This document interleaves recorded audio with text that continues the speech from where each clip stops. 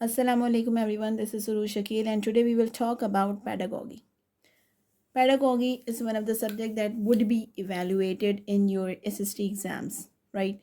Those who are participating or those who would be appearing in journal category or others, right? So this is the very first lecture that I have prepared in pedagogy and I will keep on continuing this lecture so that you would be prepared easily. Or not only this lecture, I will come up with the MCQs so that you will solve the MCQs. And so अगर हम pedagogy की बात करें तो सबसे पहले what is pedagogy? Pedagogy is a study of teaching. How do we teach in the class? Teaching method, teaching methodologies, teaching techniques, right? So this is all about the teaching. How do we teach our students? हम किस तरह से अपने बच्चों को पढ़ाते हैं, हम उनके साथ कैसे बिहेव करते हैं, कौन सी चीज़ें हमें करनी चाहिए कि उनके आउटकम्स इंक्रीज हो जाएं. So read about in it, right? Okay, so this is the lecture number 1. We'll talk about few strategies that use in pedagogy, right? मतलब कुछ टेक्निक्स हैं जो कि बनाई गई, किसी ना किसी ने बनाई क्योंकि they wanted to improve the level of teaching, right? So the first thing I want to discuss is there are the 3 stages in teaching phase. अगर कोई भी टीचर है और वो टीच कर रहा है तो भाई वो 3 फेजेस से ज़रूर गुजरेगा. What are these 3 phases? The pre-active phase, right? That refers to the planning. Let's suppose what I'm going to teach in my class is any subject about plants, about animals, about anything. So first I have to prepare or plan what I'm going to teach. Say how would I teach? What would be my teaching aids? मतलब मैं किस तरह से पढ़ाऊँगी, क्या चीज़ें मैं use करूँगी, कितना मैं पढ़ाऊँगी, सही है, और कितने टाइम तक मैं एक टॉपिक को लेके चलूँगी. So what is this? This is all about the planning. So planning जब हम कर रहे होते हैं तो हम उसको कहते हैं प्री एक्टिव फेज, राइट? फिर हमारे पास उसके बाद आता है इंटरैक्टिव फेज. अब इंटरैक्टिव फेज क्या होता है? Interactive phase what ever you plan, जो आपने प्लान किया अब उसको कंडक्ट करने का वक्त आ गया. मतलब जो भी आपने प्लानिंग की कि मैं ये टॉपिक पढ़ाऊंगी, मैं ऐसे पढ़ाऊंगी और मैं ये चीज़ें यूज़ करूंगी, तो अब यहाँ पे आ गया कि आप वो चीज़ें यूज़ करो. That means the point to conduct whatever you have plan, right? This is also called refers management because you are managing the things that you have plan. उसके बाद हमारे पास आता है पोस्ट एक्टिव फेज. ठीक है, आपने plan कर लिया that you gonna teach about plants. उसके बाद you have taught about plants, right? आपने पढ़ा भी दिया. अब उसके बाद आप क्या करोगे? डेफिनेटली उसको इवेल्युएट करोगे, उसको फॉलो अप करोगे. नेक्स्ट क्लास में ये तो होगा नहीं कि आप एग्जाम्स ले लोगे, definitely you will follow up the things, right? So that is a post active phase, यानी that will remain for some time. ये वाला फेज थोड़े टाइम तक चलता रहेगा. ठीक है? So this is all about the teaching phases. So they are the 3 teaching phases: reactive phase, interactive phase and then the post active phase. ठीक है, अब उसके आगे हम चलते हैं. So you can easily see this is educational objectives. अब कोई पढ़ा रहा है या कोई पढ़ रहा है, so what could be the objectives? भाई एजुकेशनल ऑब्जेक्टिव्स क्या होंगे? पहली बात तो ऑब्जेक्टिव्स क्या होते हैं? Objectives are determinant, like they are concrete. मतलब ये तो होना ही है. If you are doing something that should be obtain. So what is the teaching objectives? Educational objectives क्या होंगे? They are divided into 3 categories: cognitive domain, effective domain and psychometer. Cognitive domain, effective domain, psychometer. ठीक है? तो भाई जब हम educational objectives की बात करेंगे भाई कि हमें हमारे whatever we are teaching, let's suppose I want to teach science, तो ये तीनों चीज़ें भले ही मैं इसको कंसिडर करूँ या ना करूँ but they are use somewhere. ठीक है, तो कौन कौन से ऑब्जेक्टिव्स हो सकते हैं? The objectives are divided into cognitive domain, affective domain and psychomotor. फिर उसके बाद आता है भाई कॉग्निटिव डोमेन किसने इंट्रोड्यूस की थी? ऑफ कोर्स ब्लूम ने इंट्रोड्यूस की थी. ठीक है, 1956 में इंट्रोड्यूस की गई थी. ठीक है, कॉग्निटिव डोमेन किसने इंट्रोड्यूस की थी? ब्लूम ने इंट्रोड्यूस की थी इन 1956. उसके बाद the second domain that is the affective domain was introduce by Krathwohl, right? Krathwohl ने इन्वेंट की थी इन 1956 में. Same year, they both have introduced 2 domains. Cognitive domain and affective domain, ठीक है. Psychomotor was introduce by Simpson, right. ये Simpson ने introduce की थी और 1972 में इंट्रोड्यूस की गई थी, काफ़ी सालों के बाद इंट्रोड्यूस गई थी ये थर्ड टेक्निक, राइट. अच्छा, अब बात करते हैं कि भाई जाहिर सी बात है, कोई भी एक चीज़ है, let's suppose if I talk about the plants are not like and over there, उसकी कोई ना कोई ब्रांचेस होती हैं, तो डेफिनेटली इन सब की भी ब्रांचेस हैं. So how many sub groups are there in cognitive domain. Cognitive domain की अगर मैं बात करूं, which was invented by Bloom in 1956, it has 6 sub groups, right. It has 6 sub groups. अगर मैं इफेक्टिव डोमेन की बात करूं, which was introduce by Krathwohl in 1950, very same year, having 5 sub groups, right. इसके अंदर 5 सब ग्रुप्स आते हैं, यानी इनके अंदर 5 चीज़ें और आती हैं पढ़ने के लिए, ठीक है. This is just a heading affective domain. अब इफेक्टिव डोमेन में क्या हो रहा है तो वो हम बाद में डिस्कस करते हैं. फिर हमारे पास आता है psychomotor. Psychomotor was introduce by Simpson in 1972 और उसकी सिर्फ 3 सब ग्रुप्स हैं, ठीक है. अब हम बात करते हैं कि भाई व्हाट आर दी सब ग्रुप्स. तो जब मैं ब्लूम की बात कर रही हूँ, ब्लूम ने क्या इंट्रोड्यूस किया था, कॉग्निटिव डोमेन इंट्रोड्यूस किया था, जिसके 6 सब ग्रुप्स हैं. वो 6 सब ग्रुप्स क्या हैं? सबसे पहले तो नॉलेज. भाई आपने एक लेक्चर को डिलीवर कर दिया.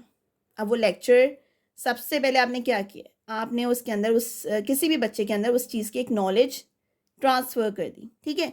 जब आपने वो नॉलेज ट्रांसफ़र कर दी, definitely the student must has to understand, ठीक है. अब कोई भी स्टूडेंट है, उसको समझना उस चीज़ को ज़रूरी है जो आपने समझाया. उसके बाद एप्लीकेशन, ठीक है. लेट्स सपोज मैं अगर यहाँ पे बात करूँ कि भाई एक मैथ्स की टीचर है जिसने एक मल्टीप्लिकेशन समझाई है first time to a child, right. अब वो उसको उस चाइल्ड को समझ में तो आए कि वो क्या समझाया गया, दैट इज़ द कॉम्प्रीहेंशन. और उसके बाद एप्लीकेशन. एप्लीकेशन क्या हुई भाई, अब उसको 2 इंटू 2 मीन्स 4 आ जाना चाहिए. तो वो एप्लीकेट करके देखेगा, जो मैंने किया, जो मैंने समझा, वो मुझे समझ में आया नहीं आया. Analysis, if the answer would like 6, तो भाई कहीं ना कहीं तो कोई गड़बड़ है, उसने कुछ ना कुछ तो गलत किया, ठीक है. Synthesize, putting things together. पहली चीज़ सिंथेसाइज का मतलब होता है पुटिंग थिंग्स टुगेदर. अब वॉट एवर ही लर्नड, ठीक है, अब उसे वो सारी चीज़ें जोड़ के अपन उसको करना है, कंडक्ट करना है, राइट. तो क्या हुआ, पहले आपने नॉलेज ली, ठीक है, उसके बाद उसको समझा, उसके बाद एप्लीकेट किया, उसके बाद एनालिसिस की, क्या मैंने सही किया या गलत किया, सिंथेसाइज करके देखा, अगर गलत हो गया तो भाई पुटिंग थिंग्स टुगेदर, जो प्रीवियस नॉलेज है, जो किसी और से पूछा, सारी चीज़ों से मिल मिला के उसको सिंथेसाइज कर लिया. उसके बाद इवेल्युएट किया, क्या ये मुझे समझ में आया, मतलब इवेल्युएट हिमसेल्फ, क्या उसे ये चीज़ समझ में आ गई, ठीक है. This is all about the cognitive domain. Cognitive domain के 6 सब ग्रुप्स हैं, that is knowledge, comprehension, application, analysis, synthesize and evaluation. ये आपको डिटेल में पढ़ने की इसलिए ज़रूरत है because when you are sit to solve MCQs, तो वो एमसीक्यूज़ इतने ज़्यादा कॉम्प्लिकेटेड और इतने नियर बाय डिस्ट्रैक्टर्स के साथ होते हैं कि आपको समझ नहीं आएगा अनटिल एंड अनलेस कि आपने इनको डिटेल में पढ़ा हो कि एक एक कैटेगरी में क्या क्या चीज़ें आ रही हैं, राइट. फिर हमारे पास आते हैं 5 sub groups in affective domain which was introduce by Krathwohl, right, in 1956, the very same year जब कॉग्निटिव डोमेन इंट्रोड्यूस हुई थी. अच्छा, इनके 5 सब ग्रुप्स कौन से हैं? पहली चीज़ आ गई receiving, responding, valuing, organization, characteristics. अब भाई रिसीव, कुछ ना कुछ तो आप receive, kind receive something, receive कर लिया. Let's suppose take out the book, you received a message. Respond क्या हुआ, you took out the book, ठीक है, आपने वो बुक निकाल ली.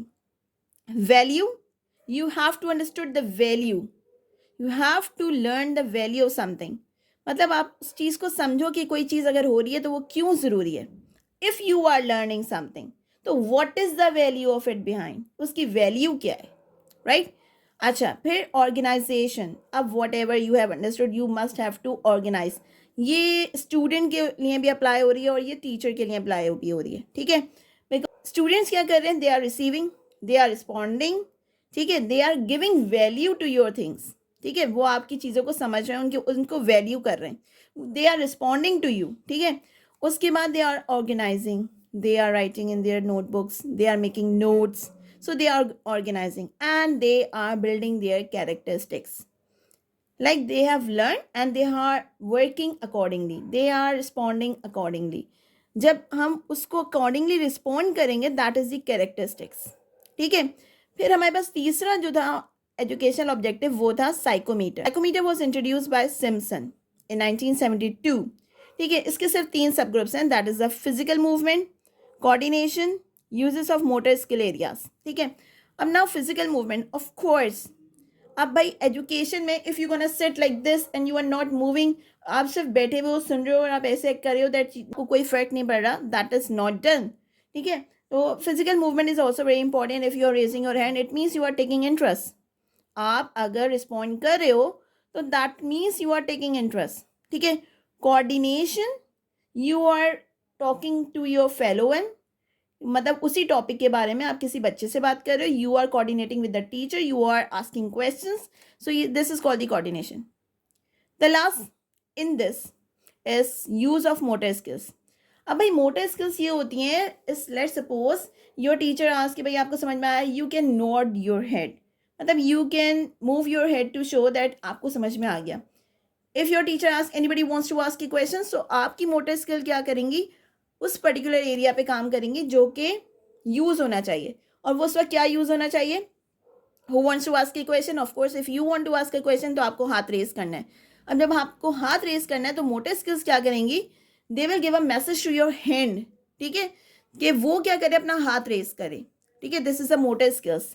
And you have to learn everything in teaching. Teaching is not that easy, आपको उसके लिए बहुत कुछ करना पड़ता है.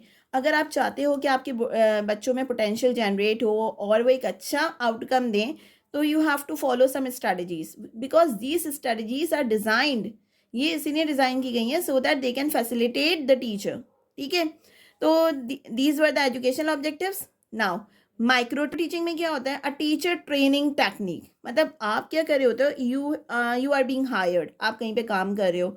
अब जो इंस्टीट्यूशन होगा मतलब ये चाहेगा कि टीचर की जो स्किल्स हैं, ऑलरेडी जो स्किल्स हैं उसको इम्प्रूव किया जाए. अब वो कैसे हो सकती हैं, the teacher must has to learn further. ठीक है, अब उसको फर्दर पढ़ना है तो वो उसकी ट्रेनिंग करते हैं. ठीक है, ऑफ कोर्स वो उसकी ट्रेनिंग करेंगे तो जाहिर सी बात है टीचर भी इंप्रूव करेगी. अगर टीचर इंप्रूव करेगी तो ओवरऑल स्टूडेंट्स इंप्रूव करेंगे.